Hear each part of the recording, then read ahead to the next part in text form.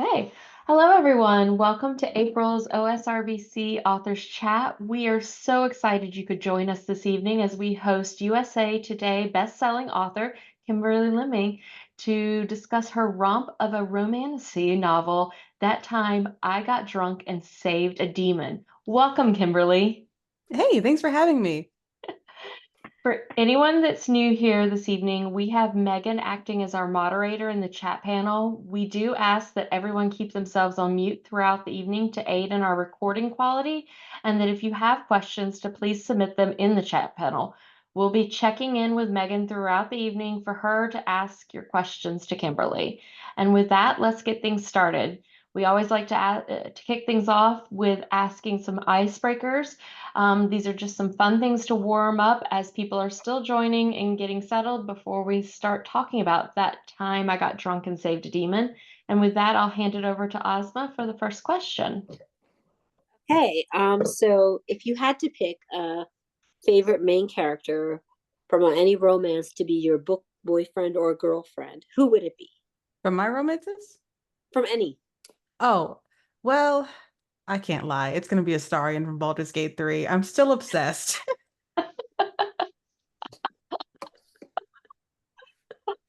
Awesome. I felt like you might have said that. Just a We little were bit. warned. All right. We asked all of our visiting authors this after the topic came up in one of our first guest books. Do you have a chocolate drawer? I don't, but I did just go to the store and bought a crap load of jelly beans, like an absurd amount. I just had that craving. I'm guilty of that as well. I love jelly beans. If you could have a meal with any author from the past, who would it be? Hmm, that's a tough one. I would say probably Kennedy Ryan because she's just a lot of fun. She's been just a sweetheart every time I've met her. I love Kennedy. Right? She's the best. So delightful. Okay, what invokes more joy for you? Playing Baldur's Gate 3 or D&D? And do you have a favorite character? So, favorite characters still Astarion or Karlach. It's a bit of a tie between them. I definitely prefer playing Baldur's Gate, mostly because I haven't really played actual D&D in quite a while. So it's hard to find a group together. Well, my kid, he's like a DM in like 3 groups right now. That is dedication. Yeah, well, he has a little time before he starts grad school, so he won't soon. If you were a demon, what kind of demon would you choose to be? I mean, go big or go home. I gotta be the dragon shifter. I want the horde. I want all the adoring fans. I gotta be the dragon. Preferably a pink one. Let's be honest. Oh, that's awesome. Okay, if you had to be trapped in a house with five other authors, a hostage writer's retreat of sorts, who would you want to be trapped with? Let's see. I would take Mia Monique, Rebel Carter, Joe Segura, and Talia Hibbert. Is that enough? No, I need one You more. get one more. The pressure's on. Who? Why am I blanking on every author I've ever met? You Sabrina, named some really good ones. pick an author. Wait, who wrote the Draxonian Warrior series? Is that Ella Maven or Presley Yes. Hall? Okay, either one of those two. Awesome.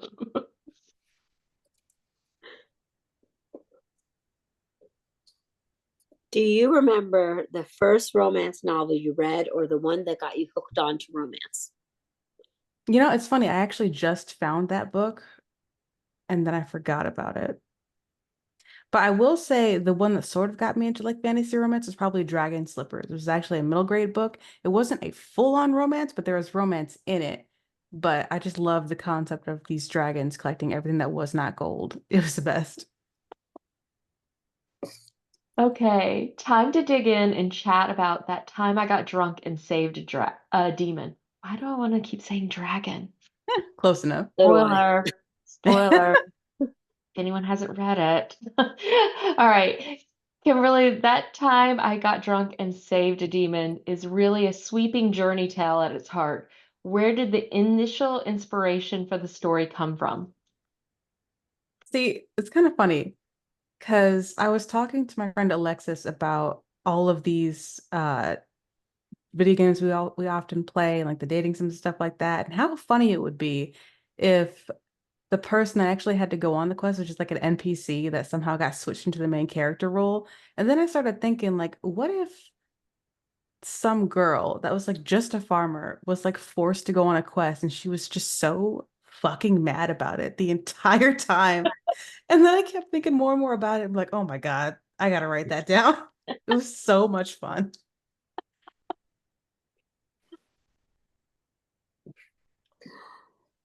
So one of the things the group really enjoyed was the diversity that you included, not only with Cinnamon, but also with Balin and your side characters, especially since it isn't always present in fantasy. Is broad diversity inclusion something you actively prioritize in your writing?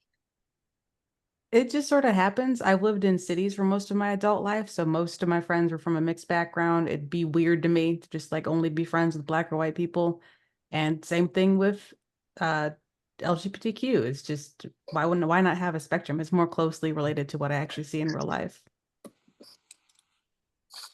Can you talk about your decision to keep Fallon's demon form of dragon hidden from Cinnamon so long in the book, especially since he had been so direct in his other intentions with her?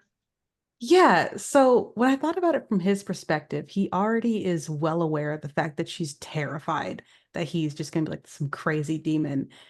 And then in his head, he's just like, I probably shouldn't tell her I'm a dragon because that might be what sets her over the edge. Because not only am I a demon, I'm the biggest, baddest kind. I should maybe bury that lead a little bit until she likes me a bit better and just won't go running into the swamp. Plus, the comedic payoff at the end. It was a big surprise.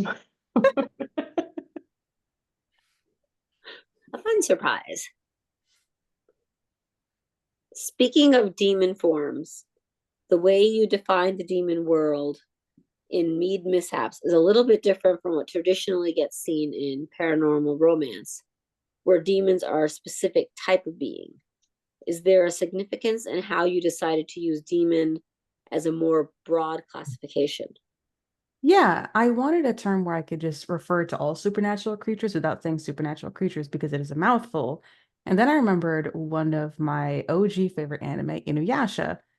And every creature there was called demon in the American version because we didn't have yokai, which is basically their word for all encompassing. And so I thought, well, they are pretty much being treated as demons by this goddess. It wouldn't be too outlandish just to call all of them demons because that's what all the humans see them as. So you also included a very wide variety of demons in the book and series. Did you know on the front end who you wanted as part of your world, or do they come to you as you are writing? Oh, I would love to say I plot. I try to. I don't. So when I started making the world, I thought, well, it's a fantasy world, so I could literally just take all the magical creatures from all over the place and stick them on this world. Because if there's anything I love, it's a monster manual. It's my favorite thing in any fantasy realm. And so I thought to myself, well, like, who's stopping me from just having a bunch of different creatures in this world? So I just went for it. And so I had so much fun figuring out like what different things I could add in and how that would relate to the culture as a whole. World building, especially with like the monsters, is just my favorite. So there was a line from the scene in front of the temple that we wanted to ask you about. Mhm. One held up a rather ominous sign that read, Goddess loves you. Dave loves you. Dave is low. I leaned closer to Felix to ask who Dave was, but he was just as clueless. So who is Dave? How many of you have read book 2? I have not yet.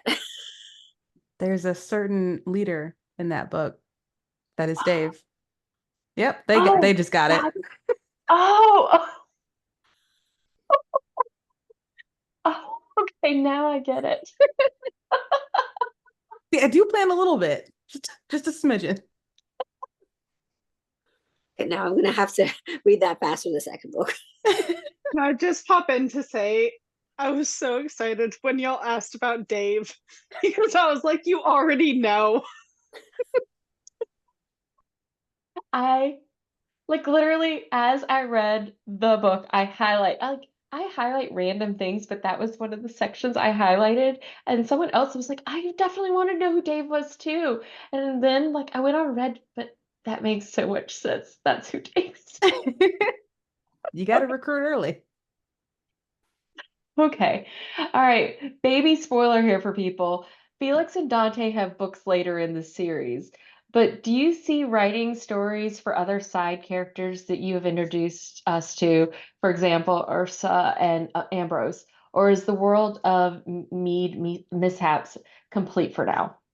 Oh no, Usha and Ambrose are next. I'm actually about halfway through their book. So I do need to pause on that to keep working on aliens, but it is coming. It's taking a while because they were assholes and didn't tell me what they wanted to do, but it is coming. Awesome. Okay, so I want to pause here before we transition to asking questions about your writing in general, Kimberly. I don't see anything in the chat window right this minute, but guys, if you have any questions, can you put them in the chat window? This is a good opportunity right now in the break. We will have several more, but I did want to remind you guys that the chat window is there if you guys have questions. I'll give you guys just a second to feed anything to Megan that you want to ask right now. If not, I'll give the ball back to Ozma to ask the next question and we'll check back in a few. So these are a little bit more writing questions. What comes first for you as a writer, the story or the characters? Usually the characters. Normally I will just be thinking of what would be fun to write, and then I'll come up with like an argument with my head in my head because like my favorite part is the banter, obviously. And so usually I'll build something around that and then like, man, what stupid, ridiculous situation could I put these idiots in that is just gonna make me laugh hysterically? And yeah, it usually ends up with some eldritch horror or a big epic quest, because why not? I get bored if they're just talking in the house. Okay, so you've hinted on this a little bit, but would you overall consider yourself a pantser or a plotter or a mix? I would say I attempt to be a panther, or I attempt to be a plotter, but I am a pantser through and through. So, Kimberly, your books don't exactly follow the romance novel arc formula, which is why they're so refreshing to read. Can you talk about your writing process? Yeah, so the reason they don't follow the normal romance writing convention is because I didn't know what I was doing. I kept writing the book and it kept making me laugh. And so I just kept doing that until I'm like, oh, I should probably end this at some point. They kill everyone. And boom, the witch is dead. So I don't know. For me, I sort of just have them go on a quest and I let them sort of figure each other out along the way. And sometimes that's going to end up in an argument where they have to separate for a while. Sometimes it doesn't. I want to see what they want to do and just like let the characters carry the story from there. Okay. At what point did you know that the world that you were building in that time I got drunk and saved a demon was going to be bigger than a single book and that you were going to be writing Mead Mishaps as a series? Well, I hoped right away that I'd be able to write it as a series, just because the more I thought about the world, the more fun I thought I could have in it. So, right when I was writing Cinnamon Fallon's book, I needed them to have like companions to come on their journey. And when I made Felix and Usha and all them, I just sort of fell in love with them as characters. I'm like, oh man, Felix would work really well with Bree because he's like a happy-go-lucky character and she does not suffer any fools whatsoever. And so it sort of just branched off into that. So these are kind of like several questions, but they kind of are all linked. You were an electrician. Are you still doing that while writing? How did you get started writing? And Megan mentioned to the group you used to post grandma stories on heaving bosoms. That is true. So I was only an electrician's apprentice for like a year because I was desperate to get out of my job as a tech artist. Uh, yeah, I worked at that job for 5 years, and let me tell you, that is enough of making casino games for one person. Couldn't take it anymore. So I was like, I'll try a trade. Hated the trade, hated it so much. And so I was just miserable and I didn't really want to do it anymore. And so my husband was just like, why don't you just try writing that book you were thinking of and just quit for a while? Like maybe take some time, write a book, and then I don't know, we'll see what you want to do next. And so when I initially quit, because it took no pushing at all from me, I was more than happy to quit my job. I was like, well, let me write this book because we had about like 3 months worth where I knew I would be fine and I could just do whatever I wanted with that time. So every day I just sat and wrote no less than 1,000 words a day. And in 2 months, I had the first draft of That Time I Got Drunk to Save the Demon. And so I had so much fun with it. I just sent it off to editors. I started thinking about like what would I do for the next book. And thankfully, magically, in a couple of months, that made me enough money to make Mistletoe and just keep not working. And so I haven't really worked since. Well, I did take a part-time job with my uncle for a little bit, but not very long. So romance is getting its moment in the limelight in Hollywood, with many books being optioned for adaptation. Is that something that you have ambition towards, or do you have other ideas for adaptation for your writing? Yeah, I was actually talking to a film agent a few months back. Things are still a little volatile with everything that's going on in the industry, but they were talking to a few different studios and they were asking me whether or not I wanted it to be like an animation or like a live action. And I'm an animation girly all day, every day. I would love to have like what are the Amazon Prime movies just be like That Time I Get Drunk, I Save the Demon. It'd be so much fun for me. So speaking of things trending in the industry, readers have seen an uptick in authors collaborating with one another to create stories in recent years. Is this something you would ever consider? And if so, is there anyone you would want to collaborate with? Honestly, my schedule and method is so chaotic and weird. I think I would drive myself crazy trying to work with someone else. So at least for now, I don't think I would join up to do like a joint book. Okay, so going to check back in with Megan now. We're gonna have some fun questions after checking with Megan, but this is, and we're gonna swing back into Megan one last time after those fun questions. So, guys, this is probably the time to start really thinking about that and putting things into the chat window if you have questions directly for Kimberly. All right, Megan, what do we got out there? I do see some things in the chat window. Do have some things. So Sabrina would like to know, how do you choose which character is going to be next in the next story you go to write? Usually whichever characters jump out to me at the time. One of the reasons I took a break from Mead Mishaps to write Aliens is because I didn't really have any ideas for anyone else at the time. And I knew I wanted to write Ambrose and Usha's book, but I didn't know what they wanted to do.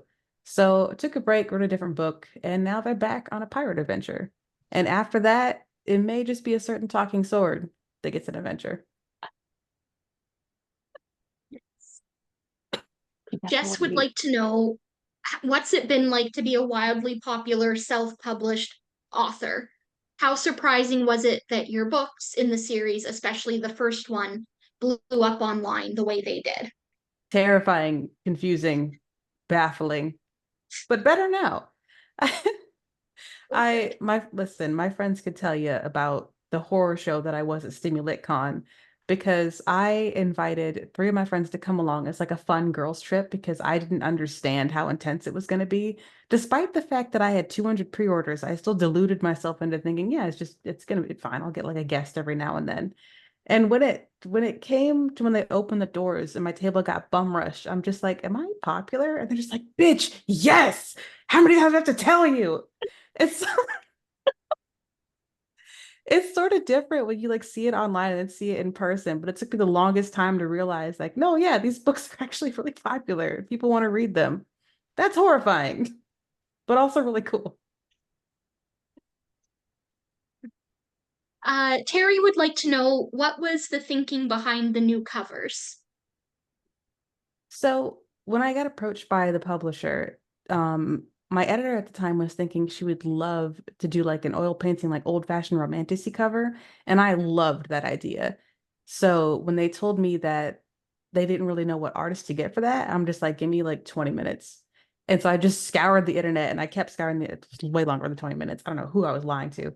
But yeah, I found Mike Pape and he did all this amazing work for like Baldur's Gate, uh, Wizards of the Coast, all this other amazing art. And I'm just like, please, him, please just pick him. And he just knocked out of the park. I was so blown away. They are so beautiful. They're gorgeous. They really are. Thank you. And then finally, Trisha wants to know, if not like actively collaborating on a book with someone, what about a shared world multi-author series? Sure. I don't mind if somebody else writes in the same world as me. Okay. That's all we have. We are going to do one more check-in though after the next batch of questions. So if you guys think of anything else, drop them in the chat. Awesome. All right, so these next batch of questions here are just really fun things here. So, what's the best name for an evil overlord? Bob.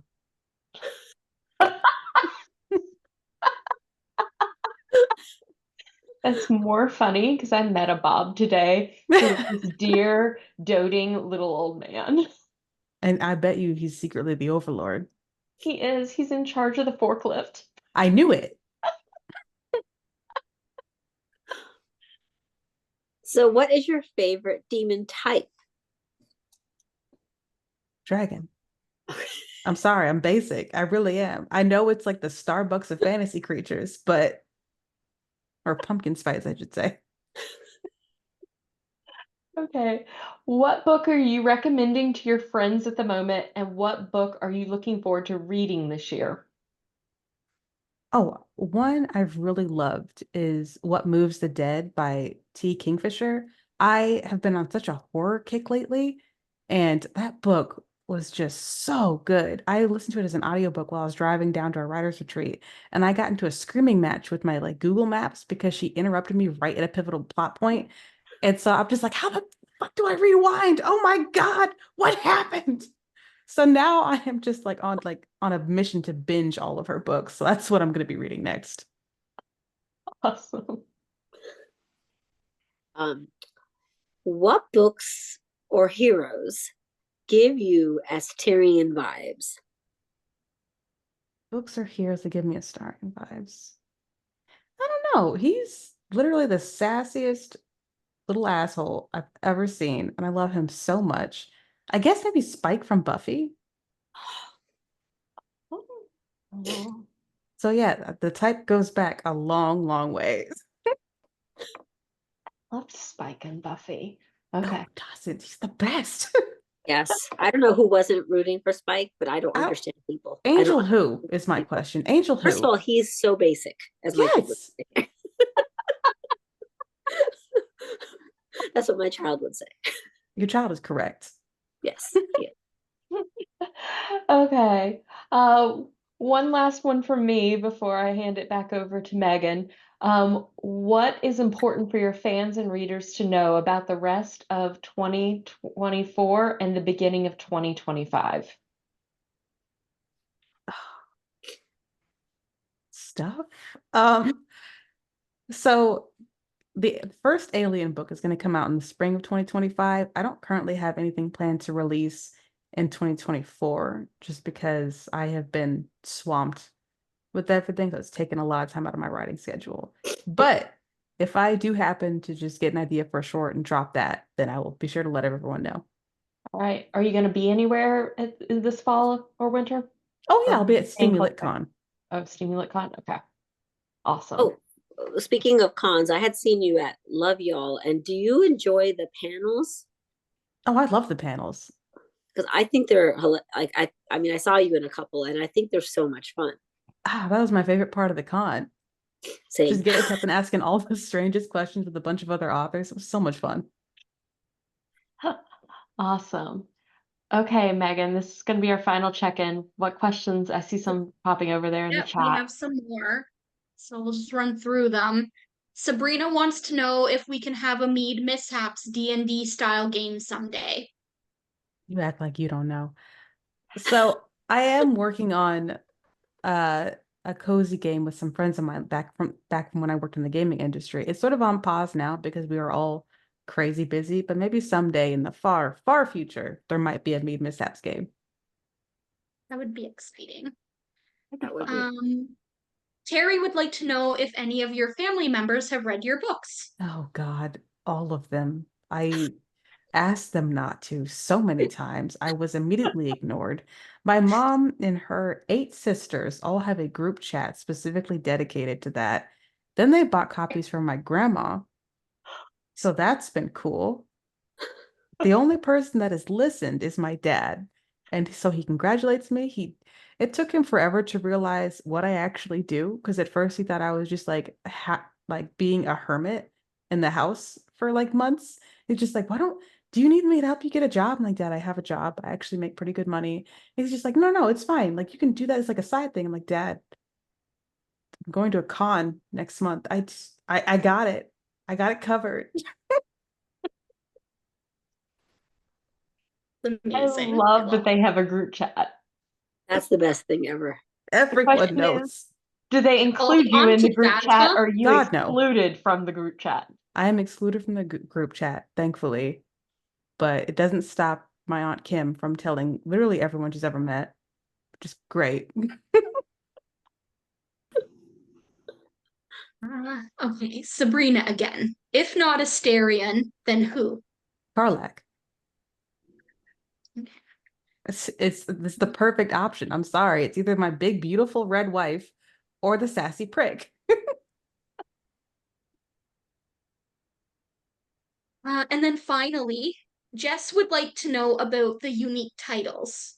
Were those your ideas, or did someone else like help come up with them? Oh no, those are mine because I'm a huge anime nerd. And so it was kind of funny because that time I got drunk and saved the Demon Lord was the original title. And I'm like, well, obviously that's not what romance books are called. So I went into this writer group and I dropped the Lord part because I didn't really care about that. And also he ended up being a dragon, not a lord. So that was the first option. And I had like a bunch of other generic ones. I tried to get creative with it. I'm just like, well, they're not going to pick the first one because it's so long. And of course, all of them picked the first one. It's just like, it's so funny. It might not sell, but it's so funny. And I'm just like, fuck it, we ball. And so I named the first one that time I got drunk and saved the demon. And the yeeted part of the second book, because the second book is called That Time I Got Drunk and Yeeted a Love Pushing Out a Werewolf. And that happened is because I was getting a lot of people basically poking at me, just like, why would you use modern language or modern slang in a fantasy novel? I'm like, because it's a fantasy novel. You don't tell me what to do. So I made this tweet that said, the more complaints I get about using modern slang in my fantasy novel, the more likely I'm going to change book two's title to That Time I Got Drunk and Yeeted a Love Pushing Out a Werewolf. And so a bunch of people said, do it, do it, do it. And so I said, fuck it, we ball. I love. So for anime, since you like anime, have you liked any of? I'm just curious, any of the live action, such as One Piece or Yu Yu Hakusho, which I have had to watch with both of them with my children. So I was never a One Piece fan. I have not checked out the Yu Yu Hakusho one just because I loved that show so much as a kid. I don't want to know if it's bad. It's So, actually very good. Like as somebody is who just it? it was.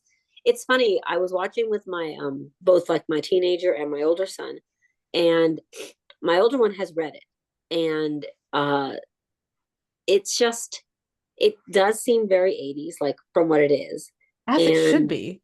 as it should be. and I liked it. It was fun. It was like, the characters were dumb when they were supposed to be dumb, and it was just like, it seemed a little over the top sometimes, and it was fun. Maybe I will check it out then. I've been so nervous to see it.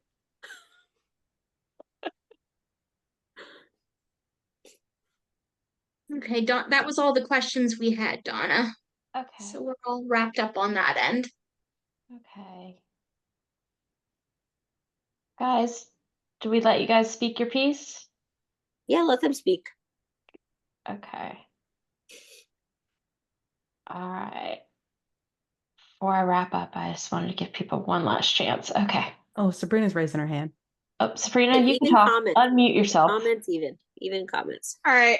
I have some inside knowledge, to be fair. But I am gonna say, what are your thoughts on your Alien series?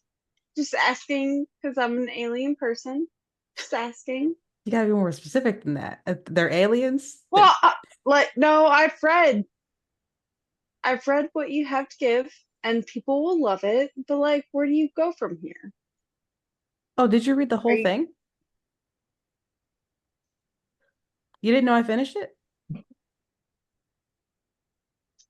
I Oh, you are retract my You are question. behind in the chat.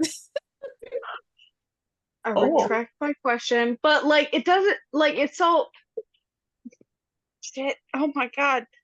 All right. So to answer your question, the initial first draft of Alien Book 1 is done. I left Well, out, huh? I left out I a was just couple gonna of say, scenes. like, I know that there are things coming because of Friends. You're being so vague. I don't understand. Never mind. This shouldn't have never happened. Alive. It's fine. Fine. Oh, Terry wants to know what you're reading now. I just saw that pop up in the chat. What am I reading now? Let me open up my Kindle real quick. I don't even know. Oh, I am reading something by Averly Finn. The Negotiator. I love By Avery Avery Flynn. Flynn.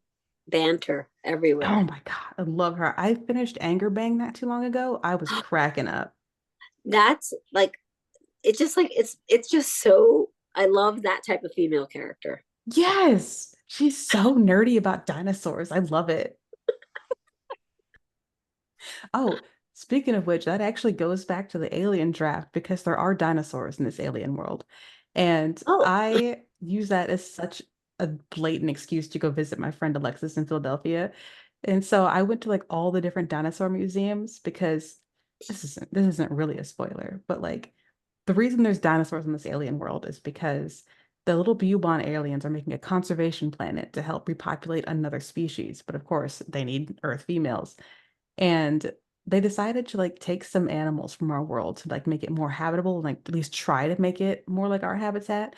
But they ran out of budget and they were like, well, this building over here has like a crap ton of like Earth DNA. So that must be what's on this planet. And so they just unleashed a crap ton of dinosaurs because they just took them from those museums in Philadelphia. You've just 100% sold Terry. Yeah. Terry, I Yes, just I saw can't Terry wait get for more this. and more excited as you talked.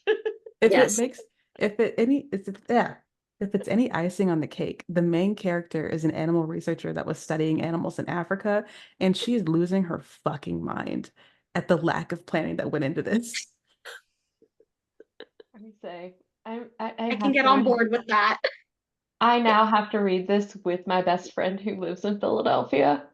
So whenever this releases, put me down for 2 copies.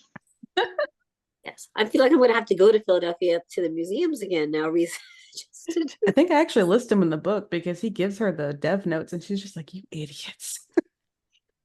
So she's more upset about the lack of planning than the aliens themselves. Honestly, yeah. And they call her out for it too. Also, that's what we can do after brunch. There we go. Field Yes. trip. Yes, we'll go to brunch and then we'll do that. That's actually fun. There we go. Sidetrack. There we go. You're now giving us task, Kimberly. Yeah. So you Okay. need to do things in other cities too to give us more ideas. Exactly. Fair enough. All right. Well, with that, I want to thank everyone for spending your evening with us.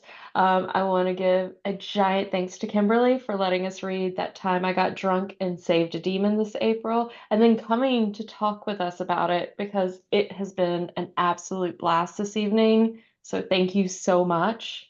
I'm so glad you liked it. So much fun. I've It- pretty much read everything but like one thing that you've written at this point now.